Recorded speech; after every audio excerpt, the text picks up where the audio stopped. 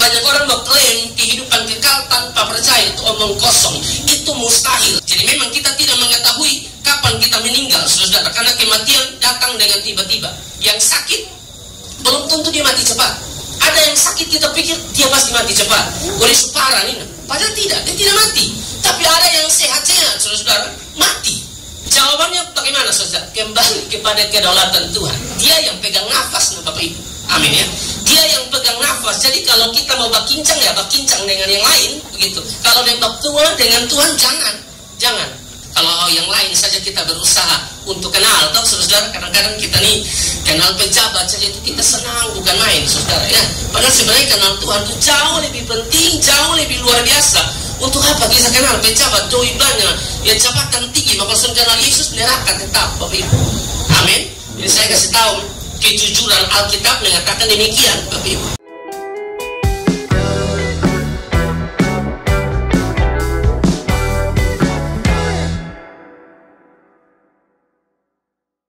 Demikian bunyi firman Tuhan, dan Ia, Tuhan kita Yesus Kristus, dan Allah Bapa kita, yang dalam kasih karunia-Nya telah mengasihi kita, dan yang telah menganugerahkan penghiburan abadi dan pengharapan baik kepada kita.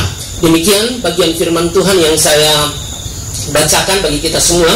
Yang berbahagia adalah setiap mereka yang tidak sekedar mendengar firman, membaca firman, tapi lebih daripada itu melakukan firman dalam tuntunan Roh Kudus. Bapak Ibu saudara yang diberkati dan dikasihi oleh Tuhan, sidang pergabungan yang diberkati oleh Tuhan, terima kasih banyak untuk kehadiran Bapak Ibu semua di ibadah penghiburan malam yang kedua. Karena tentu kehadiran Bapak Ibu saudara menguatkan bahkan menghibur keluarga yang berduka cita, secara khusus Ibu Atin dan anak-anak yang berduka cita karena kehilangan orang yang mereka cintai, kehilangan orang yang mereka kasihi, saudara-saudara. Jadi terima kasih kehadiran kita menghibur, kehadiran kita menguatkan keluarga yang berduka cita, saudara-saudara. Dan memang Bapak Ibu saudara-saudara, bahwa di dalam firman Tuhan kalau kita baca misalnya di dalam Pengkhotbah pasal yang ke-7 ayat yang kedua, Pengkhotbah pasal yang ke-7 ayat yang kedua mengatakan begini, pergi ke rumah duka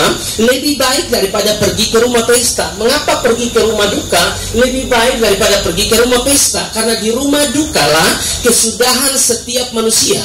Hendaknya orang yang hidup memperhatikannya. Kalau dalam terjemahan yang lain, terjemahan sederhana Indonesia itu lebih tajam ayat ini. Dia bilang begini, lebih baik hadir di rumah duka daripada menghadiri pesta. Sebab di rumah duka kita akan merenungkan bahwa maut menunggu kita semua. Jadi di rumah duka, saudara-saudara, kita mendapatkan pelajaran yang berharga, saudara-saudara, bahwa kehidupan manusia itu ada limitnya. Kehidupan manusia itu ada batasnya, saudara. Kita semua pasti meninggal, saudara. Tidak ada satu orang pun, ya sekuat apapun, setinggi apapun jabatan, sebanyak apapun uangnya yang tersimpan di bank, saudara-saudara, dia tidak bisa, saudara-saudara, untuk mencoba ya tetap kuat, tetap hidup, dan tidak ada yang namanya meninggal. Itu tidak mungkin, saudara. Kematian merupakan sesuatu yang pasti, sesuatu yang mutlak, dan tidak bisa dihindari oleh siapapun. Kita pasti berjumpa atau bertemu dengan yang namanya kematian.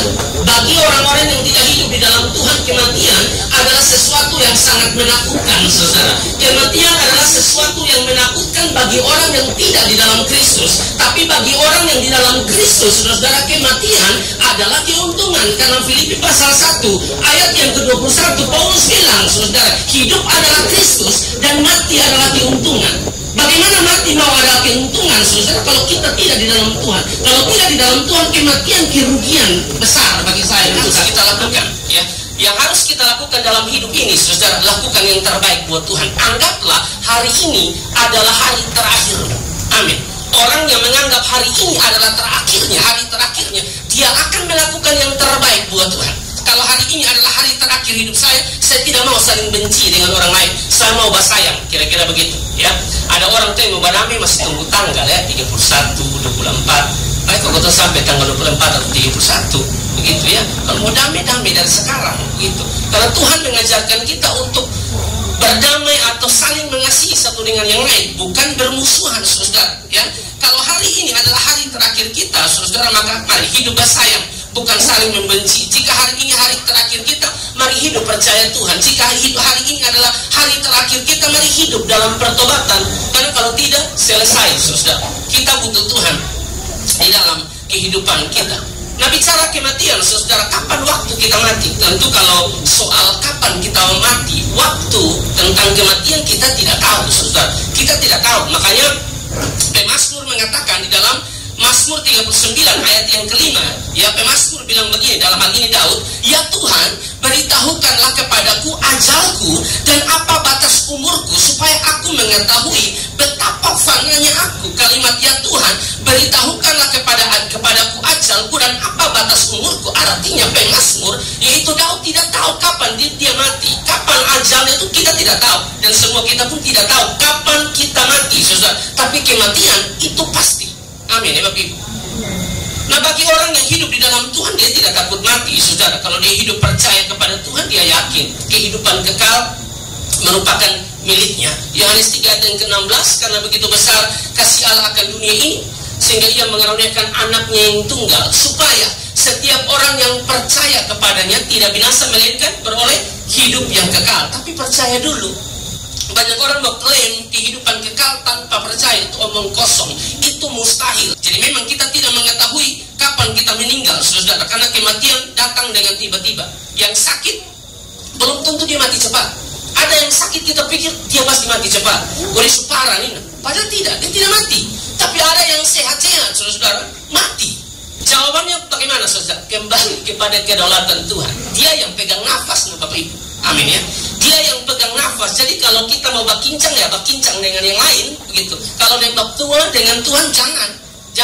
Kita tidak tahu kapan kita mati, Bapak Ibu saudara.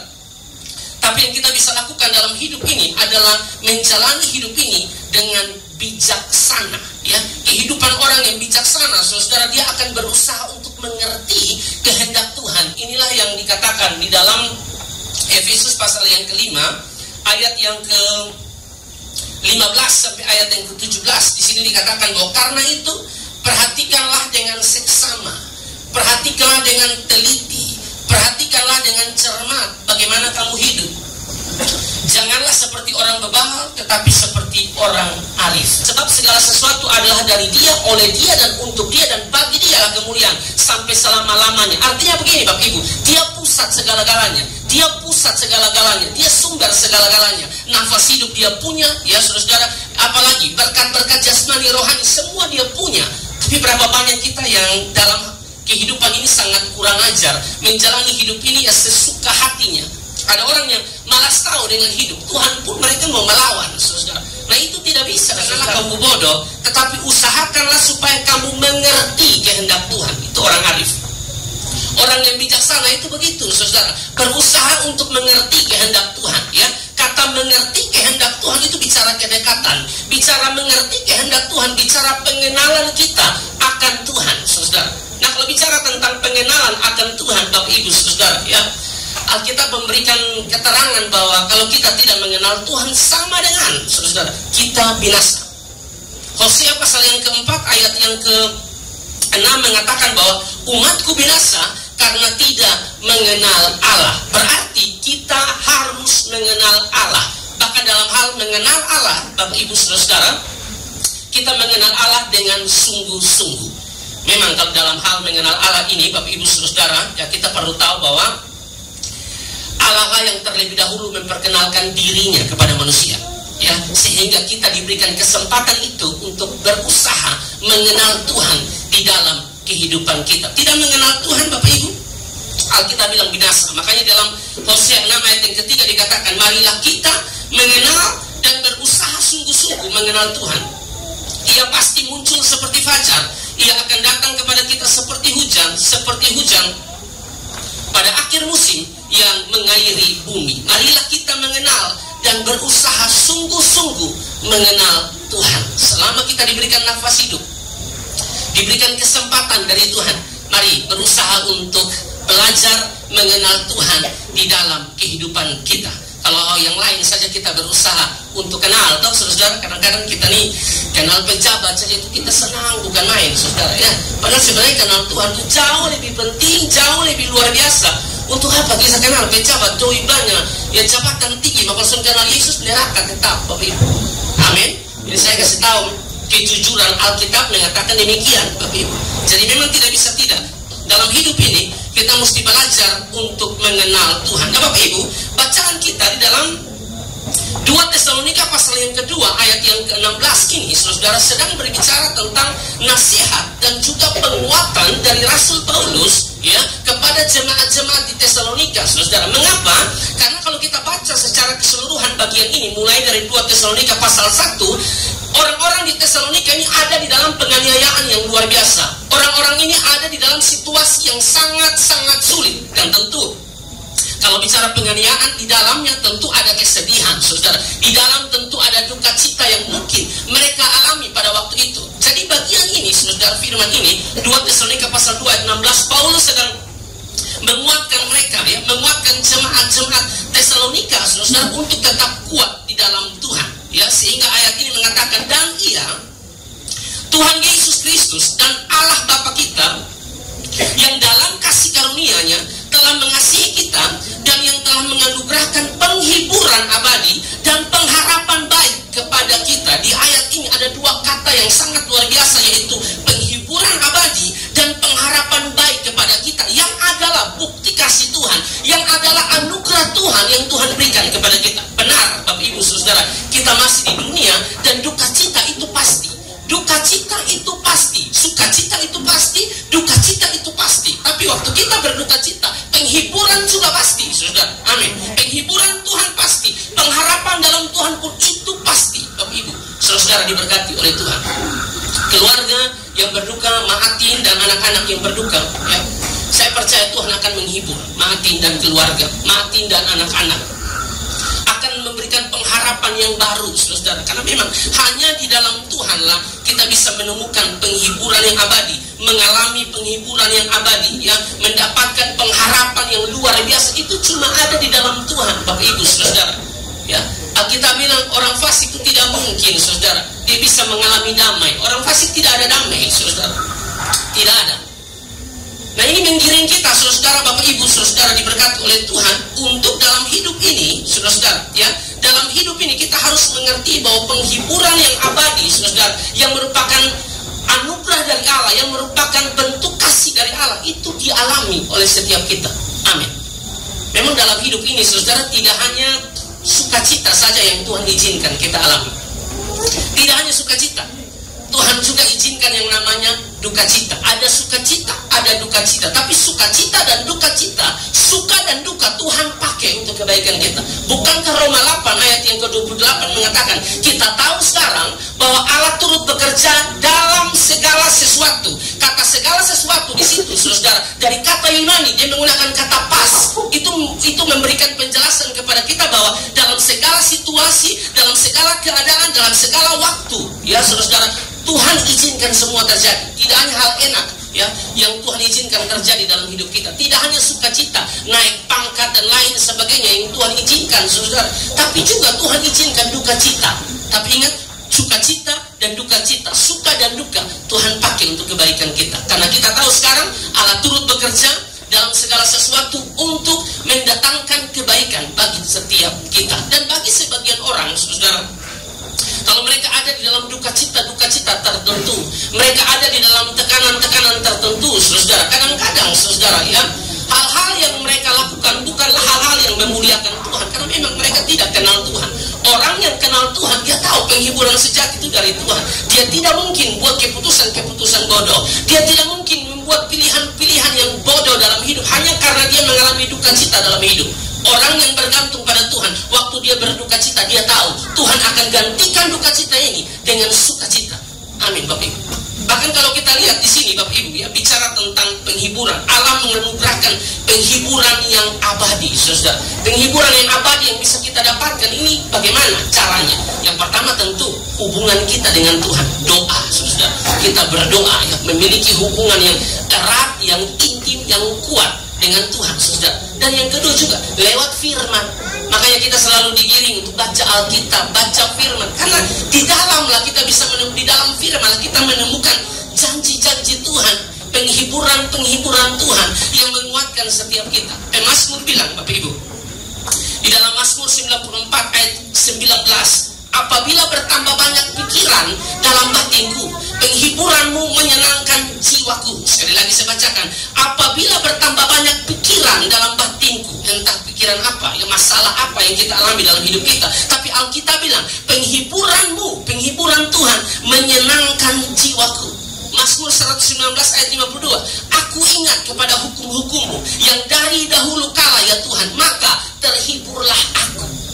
Penghiburan yang sejati tidak mungkin saudara dapatkan di luar sana. Amin Bapak Ibu, tidak mungkin. Dunia mungkin menawarkan yang bagus, yang baik, yang bikin kita senang, tapi cuma senang-senang di awal, tapi endingnya selesai kita, membawa kita kepada kehancuran, membawa kita kepada kebinasaan. Bapak Ibu saudara, dalam duka cita kita, dalam persoalan-persoalan hidup kita, dalam tantangan-tantangan hidup kita, hanyalah di dalam Tuhan, saudara, hanya di dalam Tuhan kita mengalami kekuatan. Waktu kita baca firman, saudara, kita mendapatkan penghiburan lewat firman-Nya. Aku ingat kepada hukum-hukum-Mu, ya. Ini bicara tentang firman Tuhan, tentang Taurat Tuhan. Aku ingat kepada hukum-hukum-Mu yang dahulu kala, ya Tuhan, terhiburlah aku. Amin Bapak Ibu. Daud bilang dalam Mazmur 62 bahwa hanya dekat Allah saja aku tenang. Artinya di luar Allah, ya, tidak ada penghiburan yang sejati. Amin. Di luar Allah tidak ada ketenangan yang sejati. Itu hanya ada di dalam Tuhan. Kalau saudara berpikir, tidak juga kok, waktu saya di luar dengan teman-teman yang berat, di luar beta rasa senang, happy kok, ya hanya sementara. Saya kamu sukacita itu sukacita palsu, cuma sementara, saudara. Yang asli, yang abadi itu di dalam Tuhan, ya. Yesaya 48 ayat 22, tidak ada damai sejahtera bagi orang-orang fasik. Demikian firman Tuhan. Bapak Ibu saudara diberkati oleh Tuhan. Bicara tentang penghiburan dari Tuhan, dan saya bilang bahwa penghiburan lewat firman-Nya, kita harus tahu bahwa di dalam firman Tuhan itu tidak hanya terdapat perintah, tapi di dalam firman juga ada janji Tuhan.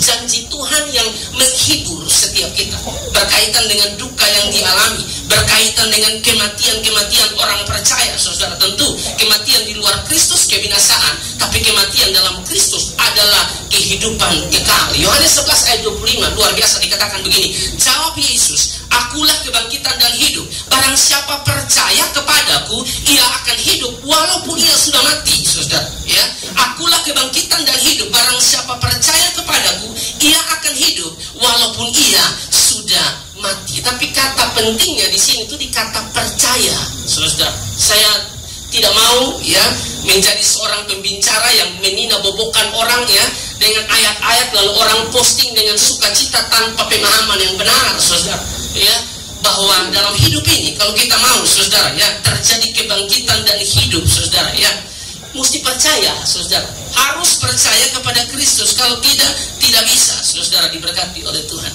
Mazmur 116 ayat 15, berharga di mata Tuhan kematian semua orang yang dikasihinya. Bapak Ibu saudara diberkati oleh Tuhan, ini penghiburan yang melebihi penghiburan siapapun, ya. Memang kita datang di sini, ya, kita menghibur keluarga yang berduka, Mahatin dan anak-anak kita menghibur. Tapi tahukah saudara bahwa penghiburan dari kita manusia terbatas, tapi Tuhan itu penghiburannya tak terbatas. Saudara diberkati oleh Tuhan, ya. Dia sumber penghiburan setiap kita, ya. Wahyu 14 ayat 13, dan aku mendengar dari sorga berkata, tuliskanlah, berbahagialah, diberkatilah orang-orang mati yang mati dalam Tuhan sejak sekarang ini. Sungguh kata Roh, supaya mereka beroleh beristirahat dari jerih lelah mereka, karena segala perbuatan mereka menyertai mereka. Berbahagialah orang yang mati, tapi yang mati dalam Tuhan. Banyak orang kalau copy ayat ini cuma berbahagialah orang yang mati. Yang mati di mana? Kalau mati di luar Tuhan, kamu mau bahagia bagaimana? Hanya mati dalam Tuhan. Kematian dalam Tuhan sajalah baru kita bisa mengalami sukacita dan damai sejahtera, ya. Jadi memang penghiburan yang abadi, ya saudara, penghiburan Tuhan itu melebihi penghiburan kita manusia, ya. Apalagi kalau kita baca firman, jelas penghiburan Tuhan itu sangat jelas, saudara. Kita boleh berduka di dunia, kita boleh susah susah di dunia, kita boleh mengalami hal-hal sulit di dunia, tapi kalau kita tetap percaya sampai pada akhirnya, Bapak Ibu Saudara diberkati oleh Tuhan, Dia sediakan tempat bagi saya dan saudara. Bukankah itu penghiburan yang abadi bagi saya dan saudara? Jadi Tuhan siapkan tempat bagi saya dan saudara, ya. Jadi jangan takut, kita mau mati ini malam pun saya percaya orang yang hidup di dalam Tuhan, orang yang percaya Tuhan, sorga. Amin. Jadi tidak perlu takut dengan kematian, saudara. Orang yang takut pada kematian karena dia tidak tahu setelah mati di mana. Janji firman Tuhan itu jelas bahwa pengharapan kita itu seperti sauh yang kuat. Sauh itu adalah jangkar, saudara. Sauh itu jangkar. Kalau kapal-kapal ya sudah sandar, itu jangkarnya itu dibuang, saudara, ya, ke dalam laut supaya kapalnya tidak kemana-mana, saudara. Tapi kan jangkar kita bukan di dunia, Bapak Ibu. Jangkar kita ini langsung sorga. Amin. Pengharapan itu seperti sauh yang kuat dan aman bagi jiwa kita yang telah dilabuhkan sampai ke belakang tabir, seturut Ibrani 6 ayat 19. Jadi untuk apa saudara kita takut? Hari ini kita berduka, tapi kita punya pengharapan yang dahsyat, pengharapan di dalam Tuhan. Amin, saudara. Jangan hilang pengharapan. Kita boleh hilang yang lain, ya, boleh hilang kekayaan, boleh tambah kurang kekayaan, boleh kehilangan jabatan, silakan. Tapi jangan kehilangan pengharapan dalam Tuhan. Oh, tidak bisa. Tetap berharap pada Tuhan. Dia sumber pengharapan kita. Amin, Bapak Ibu, saudara. Saya tidak tahu kita datang dengan beban apa, persoalan apa di dalam kehidupan kita, tapi percayalah saudara bahwa di dalam Tuhan, Tuhan pasti menolong setiap kita, ya saudara. Kematian adalah sesuatu yang pasti, ya. Saya bilang tadi, ya, memento mori. Memento mori dari bahasa Latin, dan kalau kita lihat di telapak tangan kita itu ada goresan, ya, M di tangan kita kiri dan kanan, ya, itu terus mengingatkan kita, saudara, ya, tentang memento mori. Ingatlah akan kematianmu. Kita pasti mati, saudara. Bukan persoalan matinya. Yang paling penting, saudara, ya, kita mati itu di dalam siapa? Kalau mati di dalam Tuhan mah aman. Di bagian akhir saya mau sampaikan kepada saudara, ya, bahwa yang terpenting dalam hidup ini bukan tentang cara mati, tapi tentang cara hidup. Sekali lagi, yang terpenting di sini, saudara, untuk kita pelajari adalah bukan tentang cara matinya bagaimana, ya, tapi tentang cara hidup kita itu bagaimana. Kita andalkan Tuhan, tidak percaya Tuhan sebagai Tuhan, percaya Yesus sebagai Tuhan dan Juru Selamat dalam kehidupan kita atau tidak, saudara. Karena kita pun cara mati mau baik seperti apapun. Karena banyak orang bilang begitu. Orang percaya, orang takut Tuhan itu soalnya mungkin dia pun cara mati itu ditabrak mobil. Tidak mungkin, ya. Tidak mungkin cara mati itu yang buruk-buruk. Siapa bilang, saudara? Kan tidak penting soal cara mati. Cara mati mau karena tabrak dari ojek kah? Dapat tabrak dari apa, saudara, maksi mobil kah? Atau bagaimana? Terjadi kecelakaan kah? Atau naik kapal lalu tenggelam di laut kah? Bukan penting cara matinya, tapi cara hidup kita itu bagaimana. Amin, Bapak Ibu. Percaya Yesus atau tidak, ya. Stefanus itu percaya Tuhan, orang yang takut Tuhan dan dipimpin oleh Roh Kudus, tapi mati dirajam dengan batu, saudara. Paulus dipenggal kepalanya, saudara. Petrus disalibkan terbalik. Bukan persoalan cara matinya seperti apa, tapi cara hidupmu seperti apa. Selama saudara ada di dunia, saudara percaya Yesus atau tidak. Kalau percaya Dia sungguh-sungguh sebagai satu-satunya juru selamat bagi hidupmu, mati kapanpun, sorga menjadi bagian kita. Kiranya khotbah ini menguatkan, yang menghibur, ya, secara khusus keluarga dan juga semua kita. Tuhan memberkati.